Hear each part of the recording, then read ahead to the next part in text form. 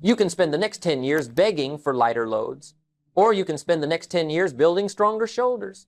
One choice leaves you bitter, the other makes you powerful. And that's the great lesson. Don't wish it were easier, wish you were better. Because the moment you change, everything changes. In this lesson, I'm going to show you why wishing for easy is a dead end, and how to build yourself into someone so capable that life bends in your direction.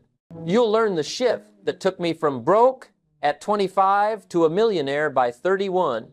You'll see how discipline turns pain into power, and how the right philosophy can transform every setback into progress. If you've ever felt stuck, overwhelmed, or behind, this talk will give you the tools to rise above it.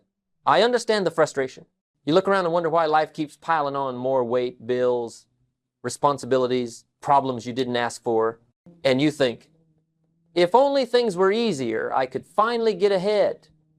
But I discovered the opposite is true. Easy doesn't make you strong. Easy doesn't make you wealthy. Easy doesn't build character.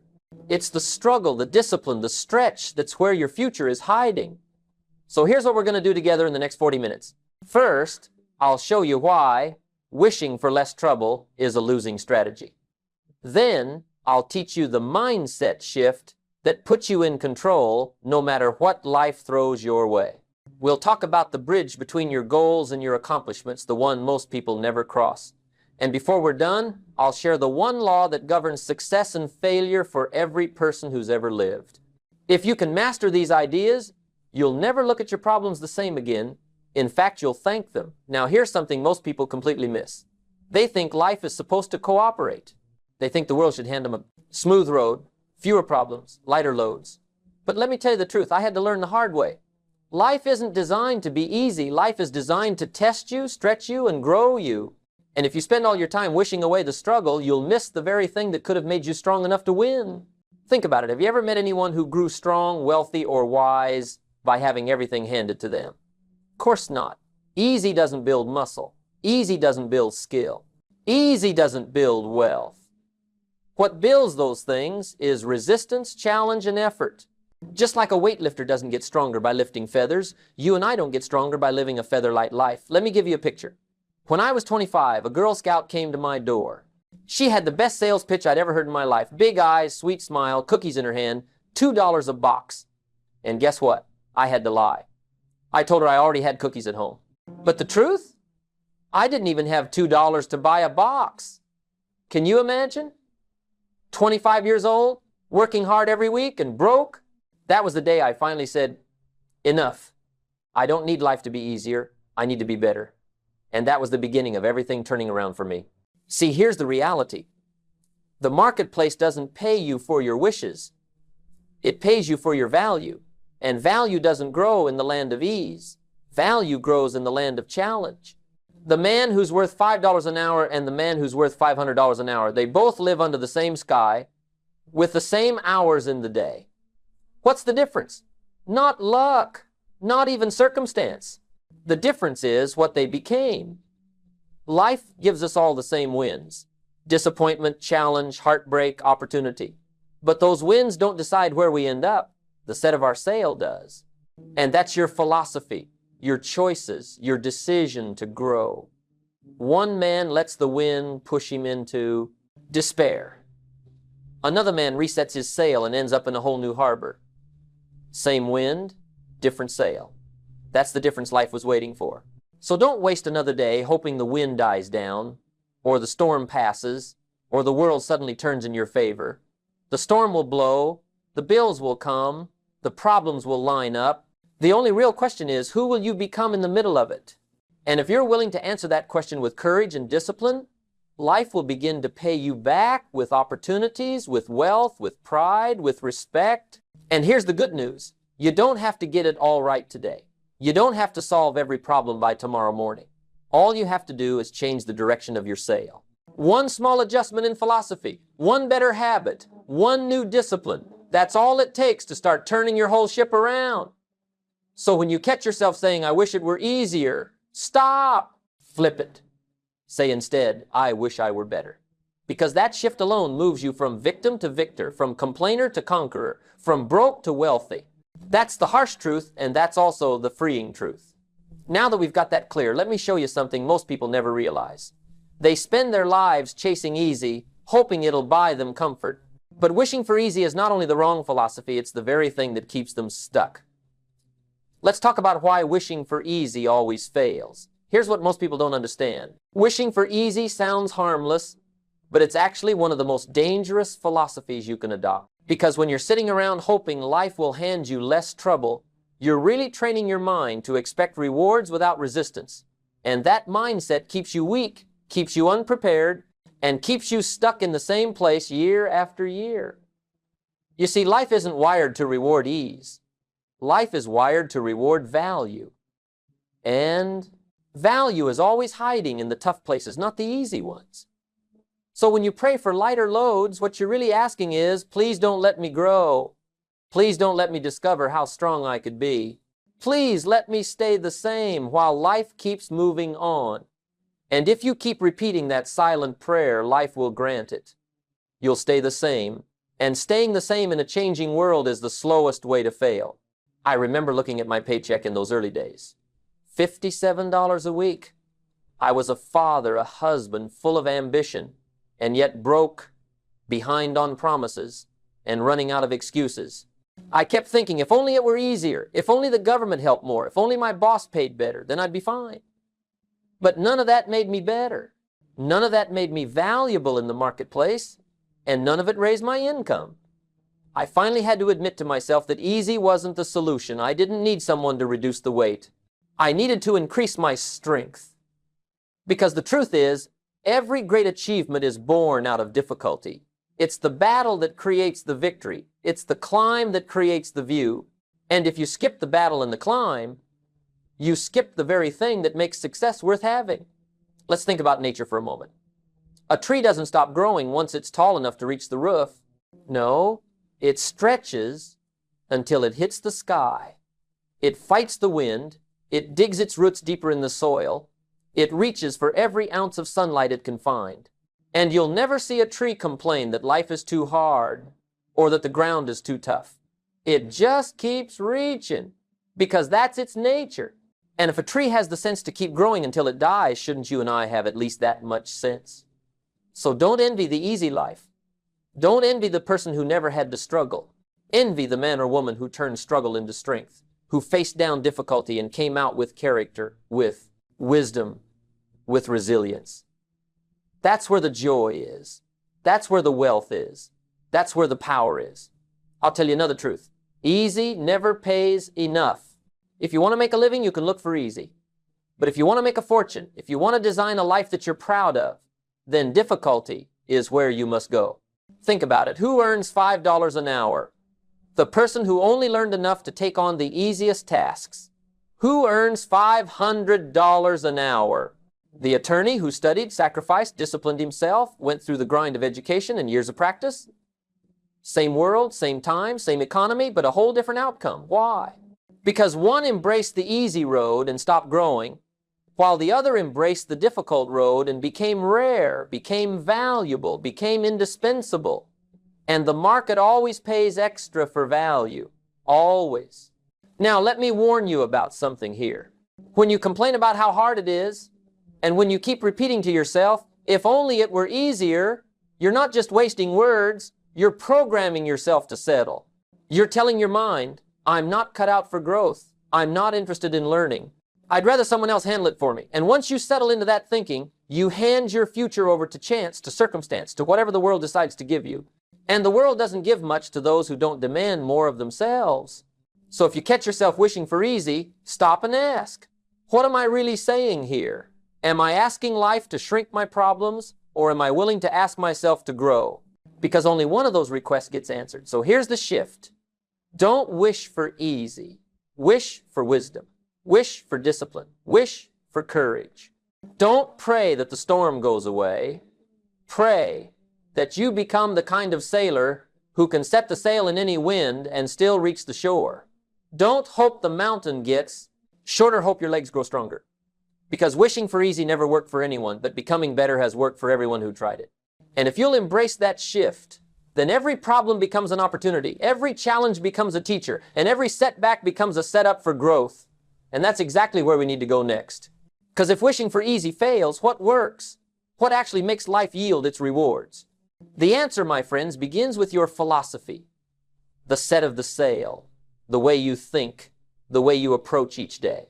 And once we get that right, everything else begins to fall into place. Here's something that changed everything for me. Most people think their income, their happiness, their relationships, even their health are determined by luck or by the government or by their boss or by the economy. But let me tell you what I discovered. The real governor of your life is your personal philosophy. Not chance, not fate, philosophy. And by philosophy, I don't mean long words from a university book. I mean the way you choose to think about life. It's the set of your sail. It's the filter you run every decision through. It's what tells you what's valuable, what's worth doing, and what's not.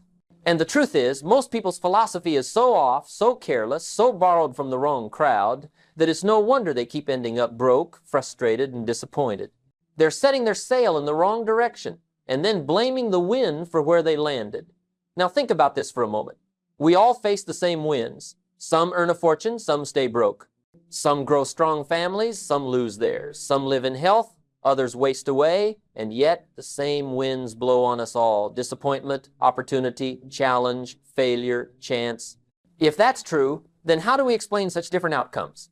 The answer is the set of the sail, not the blowing of the wind, and the set of the sail is your philosophy. What you know, what you believe, what you decide about yourself and the world. That's what makes the difference. Let me put it in plain terms. Failure is not one big mistake. Nobody wakes up one morning and suddenly collapses into failure. No, failure is nothing more than a few errors in judgment repeated every day. It's the philosophy of, this doesn't matter. Skipping this doesn't count. Wasting this day isn't a big deal. And you add that up, and before long, you've wasted years. Success, on the other hand, is just a few simple disciplines practiced every day. That's philosophy too. It's the belief that what I do today matters. That one page read, $1 saved, one conversation had, one decision to say no to junk food or yes to the gym, that one choice counts. Stack that up, and suddenly you've got wealth, health, wisdom, and influence. Here's what I had to admit to myself at 25. My philosophy was wrong. I kept spending major time on minor things. I was always busy but not productive. Always running but not advancing. And it dawned on me one night that my problem wasn't the economy. It wasn't my boss. It wasn't my circumstances. My problem was me, my philosophy. I had gathered bad information from bad sources. I had learned excuses instead of disciplines. And until I changed that, nothing else was going to change. My mentor, Earl Schoaf, gave me the best advice I ever received. He said, Jim, get a clean sheet of paper, write down all your excuses, taxes, the government, your boss, the weather, your childhood, your parents, and when you're done, tear that paper up. Then get a new sheet and write one word, me. That was the day I stopped waiting for life to get easier and started working on getting better. Let me ask you a question. What's your philosophy? Do you believe the world owes you, or do you believe the world rewards value? Do you believe small things matter, or do you believe but they don't? Because your answer to those questions will write your future. If you believe little things matter, you'll begin to gather disciplines, you'll begin to sow seeds, you'll begin to save time instead of waste it, and over time you'll reap a harvest. But if you believe they don't matter, you'll neglect them, you'll let days slip, you'll let opportunities pass, and one day you'll wake up realizing you wasted the most valuable resource you had, your time. And here's the truth. The harvest always comes. The soil doesn't care what you plant, but it will return it multiplied. Sow neglect, you reap regret. Sow discipline, you reap reward. That's philosophy in action. So don't take this lightly. Don't brush it off and say, well, philosophy is just ideas. No, philosophy is the difference between $5 an hour and $500 an hour. It's the difference between living in regret or living in fulfillment. It's the difference between a man who curses the wind and one who resets his sail. The wind won't change for you.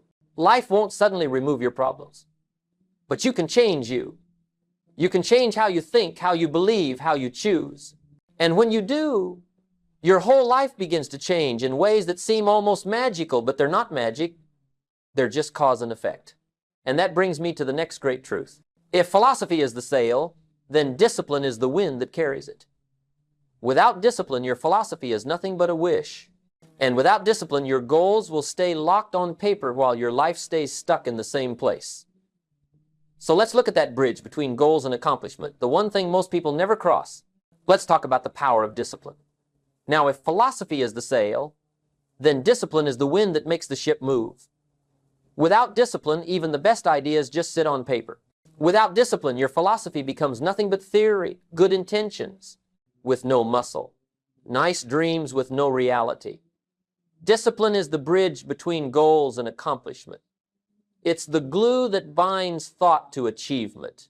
And I'll tell you this, it doesn't take genius, it doesn't take luck, it doesn't even take a breakthrough invention to build a great life. It takes discipline.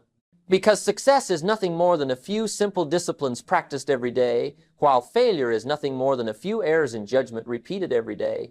And both of them are tiny, almost invisible in the moment, but one leads to fortune and the other to regret.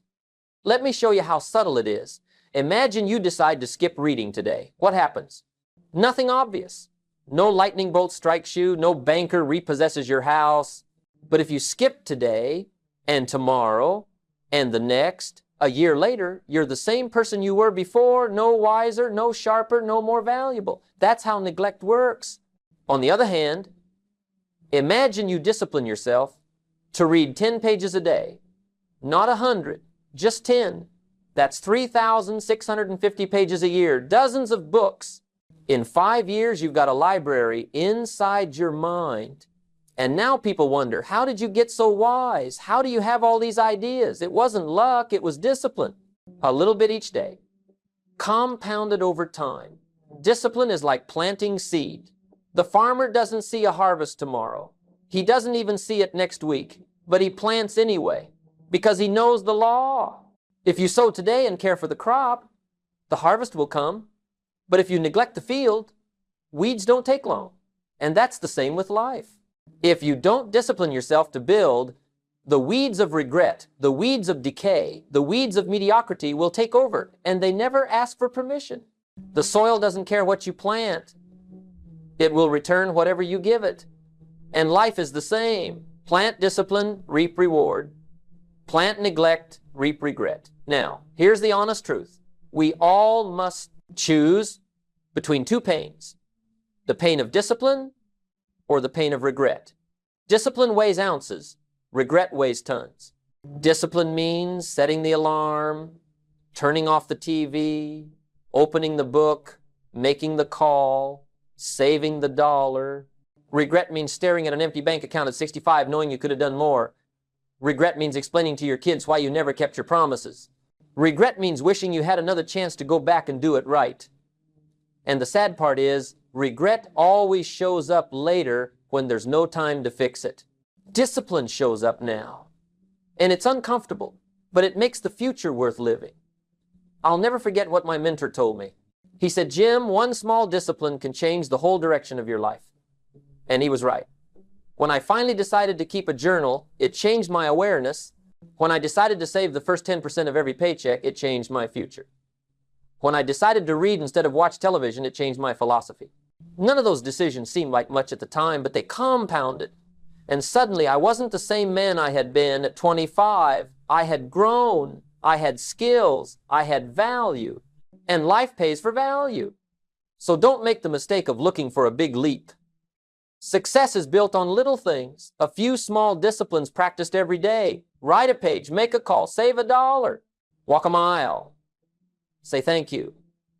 Each act seems so small, but over time they build an unshakable foundation. Discipline isn't about punishment, it's about design. It's choosing to design the future rather than drift into it. And that's why it's the bridge. You can stand on the shore with your goals, your dreams, your wishes, but without discipline, you'll never cross. And once you step on that bridge and walk it daily, you'll find yourself in a whole new land, a land of achievement, a land of pride, a land where you know you've earned it. Now, there's one more ingredient we must talk about, because even with the right philosophy and even with discipline, who you associate with can either make you or break you. Because you and I are not just products of our own decisions, we're also products of the company we keep. And if you surround yourself with the wrong crowd, no amount of discipline can save you. So let's look at that truth. The power of associations and influence. Now, let me give you another piece of the puzzle. And this one is so important, most people never stop to think about it.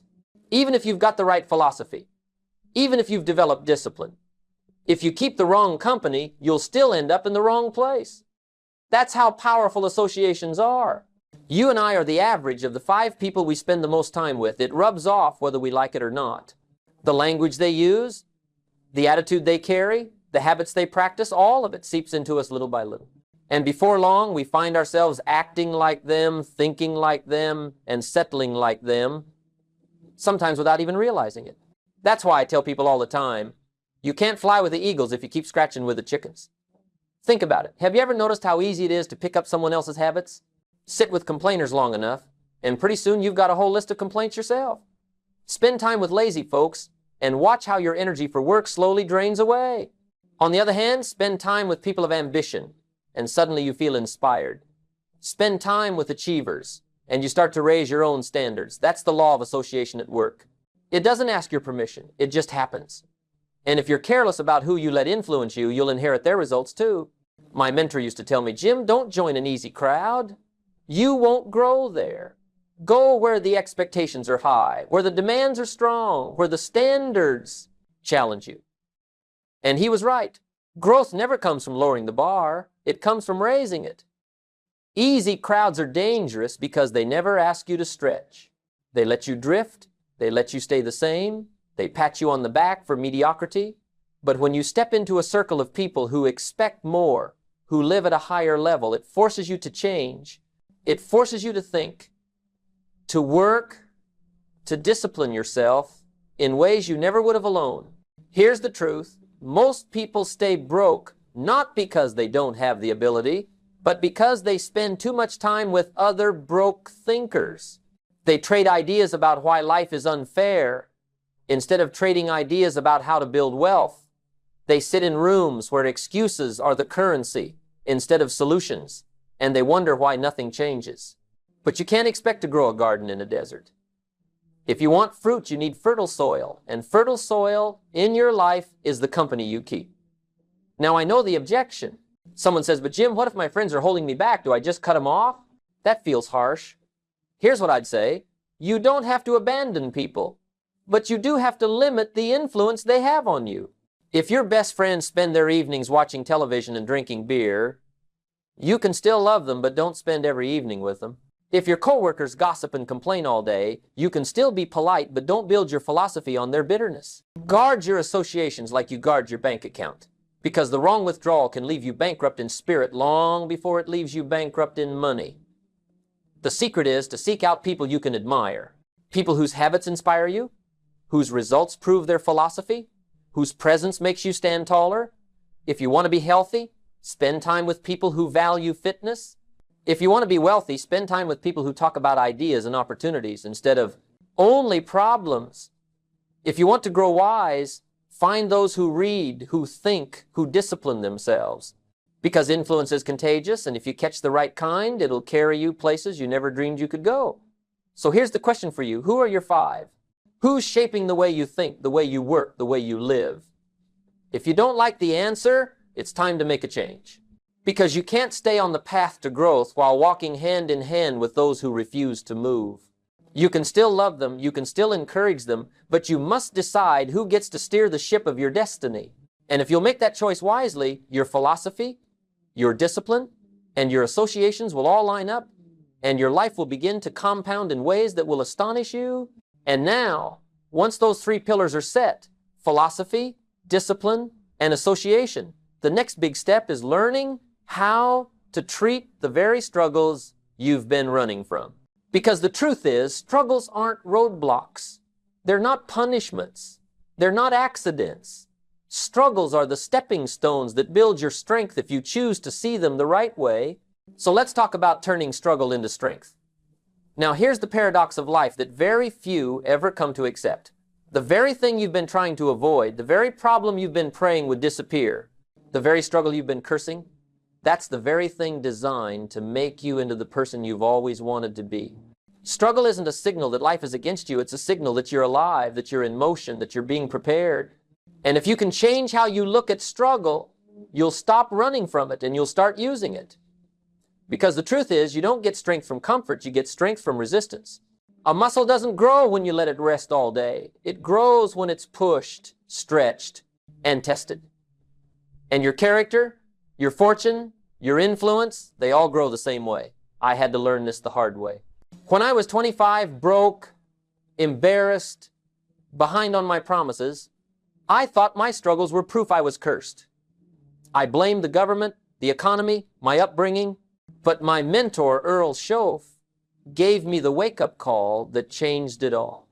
He told me, Jim, write down all your excuses on a sheet of paper. Everyone, taxes, weather, your boss, your parents, your circumstances. So I did. And then he said, now tear that paper up, because those excuses aren't the problem. Get a new sheet of paper and write one word, me. That was a harsh moment, but also a freeing one, because it meant I wasn't powerless anymore. My struggle wasn't something outside of me, it was something inside me, and that meant I could do something about it. Think about the way problems test us. Problems ask you a question. Are you going to be bitter or are you going to be better? Same problem, two different outcomes. Some people let a job loss destroy them, while others use it to reinvent themselves. Some let debt sink them into despair, while others let it ignite a fire to finally learn about money, to grow a business, to create wealth. The difference isn't the size of the problem, it's the size of the person facing it. And struggles are the training ground where we become larger than the problems we once thought would crush us. I like how President Kennedy put it years ago when he said, don't ask what your country can do for you, ask what you can do for your country. That line captures the essence of strength through struggle. Instead of asking for life to serve you, ask how you can serve life. Instead of asking why the world is so unfair, ask how you can rise above the unfairness and still create value. The stronger question always builds the stronger person. And I promise you, if you'll stop asking for life to shrink and start asking yourself to grow, you'll find that even your hardest struggles were blessings in disguise. Now, I know some of you are thinking, but Jim, my struggles feel too heavy. They're too much. I understand. I've been there. But here's the perspective you need. Life will never ask you to carry more than you have the capacity to build. Struggles are tailored to your potential. If the load feels heavy, it's because there's strength in you waiting to be built. And once you build it, that load that seemed unbearable will look small compared to who you've become. The question isn't whether life will stop handing out problems. The question is whether you'll let those problems carve you into someone capable of extraordinary things. So let's settle it here. Struggle is not your enemy. It is not a curse. It is not a punishment. Struggle is your ally if you choose to see it that way. It's the gym for your soul, the fire that forges your character, the grindstone that sharpens your edge. Don't despise it. Don't run from it. Use it. Because the truth is, you'll never outgrow struggle, but you can outgrow weakness. And when you do, the very same things that once knocked you down will become the very tools you use to lift others up. And now, once you see struggle in the right light, you're ready for the most fundamental law of all, the law that governs every harvest, every outcome, every reward. The law that says you don't get something for nothing, that you reap what you sow. And if we can grasp this law and discipline ourselves to live by it, life will become predictable. Not easy, but predictable. And predictable is powerful. So let's talk about the law of sowing and reaping. Now we arrive at the oldest law of success. A law so simple, most people miss it. A law so clear, most people ignore it. And yet it governs every harvest in every field of life. It's the law of sowing and reaping. And the law is this: whatever you plant, you will reap. You cannot escape it, you cannot cheat it, you cannot bend it. The soil doesn't care who you are. The soil doesn't care how sincere you are. The soil doesn't care whether you're rich or poor. It only cares about the seed you put in it. Plant corn, you get corn. Plant weeds, you get weeds. Plant nothing, you get nothing. That's how life works. And once you accept that, you stop blaming, you stop excusing, and you start planting with purpose. I've met so many people who tell me they want a better harvest, a better income, a better family, a better future. But when I look at what they're planting day after day, it doesn't match the harvest they're hoping for. They want wealth, but they plant neglect, They want health, but they plant junk food and laziness. They want respect, but they plant gossip and excuses. And then they wonder why the soil seems unfair. But the soil is never unfair. It always returns exactly what you give it, multiplied. Sow a little discipline, you reap a little reward. Sow a lot of discipline, you reap a lot of reward. And if you sow nothing at all, you'll spend your life staring at barren fields, wondering why others have harvests while you have none. And here's something else to remember. Reaping never comes immediately. The farmer knows this. He doesn't plant seed in the morning and expect to harvest that evening. He knows there's a season. He knows time is involved. And so he plants with patience. He tends the field. He pulls the weeds. He waters. He waits. And sure enough, in due season, the harvest comes. But the man who refuses to sow because he doesn't see instant results, he misses the miracle. And that's how so many live. They start a discipline for a week, then give up because they didn't see change fast enough. They quit the gym after a month. They quit saving after a few weeks. They quit reading after one book. But those who stick with it, those who understand the law of sowing and reaping, they know that the harvest always comes in its season. Not your season, but the season life appoints. Another thing about the law, you always reap more than you sow. You don't plant one seed of corn and get one kernel back. You get a stalk, and on that stalk are ears, and on those ears are hundreds of kernels. That's the multiplication power of the soil. And life is the same. One small act of kindness multiplies into relationships, respect, opportunities. One small habit of saving grows into financial independence. One small discipline of reading expands into wisdom that shapes your entire future. That's why I say, never underestimate the little things. Because little seeds, when sown daily, multiply into a life of abundance. But here's the warning side. The law works in reverse too. Neglect multiplies. Laziness multiplies. Bad habits multiply. One cigarette may not kill you, but over years it does. One missed payment may not bankrupt you, but repeated it will. One small lie may not ruin your reputation, but repeated, it destroys trust. And once again, the soil doesn't care. It just returns the multiplication of whatever you planted. And that's why I call this law the great equalizer. It doesn't favor the rich. It doesn't favor the educated. It doesn't favor the lucky. It favors the one who sows wisely, daily, persistently. So let me ask you, what seeds are you planting? Every conversation, every habit, every choice is a seed. The future isn't something you stumble into. It's something you plant into. And the beauty of it is, you can start today. No matter how many bad seeds you've planted in the past, today you can begin a new field, a new harvest, a new future. The soil is ready. It's waiting. The only question is, what will you sow? And this brings us to the close of our time together. Because when you combine all we've learned, the philosophy that sets your sail, the discipline that carries you across the bridge, the associations that shape your direction, the struggles that forge your strength, and the law of sowing and reaping that guarantees your harvest, you begin to see the picture clearly. Life was never meant to be easy. It was meant to be managed, to be grown, to be conquered. And you were designed to do it. So don't wish it were easier. Wish you were better. And with these principles in hand, you will be